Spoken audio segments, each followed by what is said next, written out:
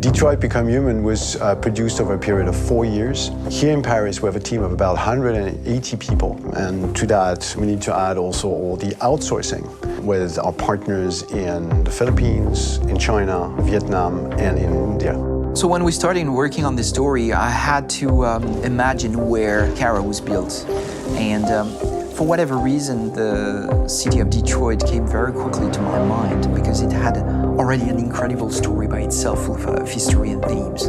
So we traveled there with the team and we were really moved by what we saw, and we could really feel the desire to fight and really be born again. And we just continued this curve, this growth, and just imagine what Detroit would be like if the Android industry was, using these huge factories to build androids there. A very strong element in Detroit is that there's a lot of industrial wasteland and a lot of nature too. And for us, the graphic designers, it was an incredible playground. The destroyed zones which we wanted to preserve, we appropriated them to turn into something else. Then in the areas that needed to be rebuilt, we were able to imagine our Detroit of the future. We didn't want to make a science fiction universe, but a world of anticipation. If we chose science fiction, we could have imagined flying cars, extraterrestrials, but those things are very far from our current everyday life. Anticipation is more about gleaning from our contemporary reality, the one we know, because Detroit is set in 2038, and 2038 is tomorrow. The difficulty we had was sticking to reality. That is to say, technology becoming more and more invisible, a lot more elegant, and at the same time, making it visual. So all the computer equipment, autonomous cars, we simply had to invent. They are in fact very technological objects, but at the same time remain very credible and ingrained in reality.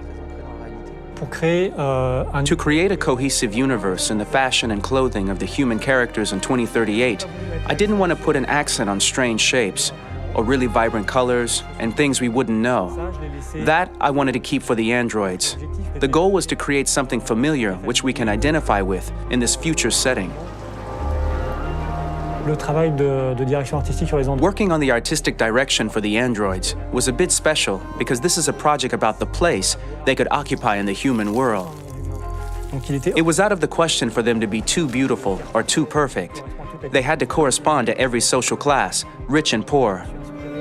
Inspired by everyday utilitarian clothes, I brought a modern touch by adding dynamic display surfaces, the armband we can see on the side, the triangle on the front and back, an LED.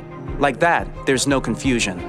Wait. You're sending an android? All right, ma'am. We need to go. You can't do that. Why aren't you sending a real person? Once we cast the actors, we travel to meet them in order to scan their faces. We record the structure of their face with the scan, and we record the colors and patches of skin with photography. Once we have this information, we will use this as a basis for modeling and creating the characters. The artist will make it more realistic, but will also enrich it. He will propose ideas which we will develop together. Finally, we will have a character with character who corresponds to the project and the world. When the actors come to Quantic Dream, we show them the design, what their image will be, and what they will look like in the game. This extra information gives them another dimension and color to connect with emotionally. It helps them think about how to play their character. Your mission. That's all you care about, huh? You should consult a professional who can help you. Beat it, you hear me? Get the hell out of here! Today's station.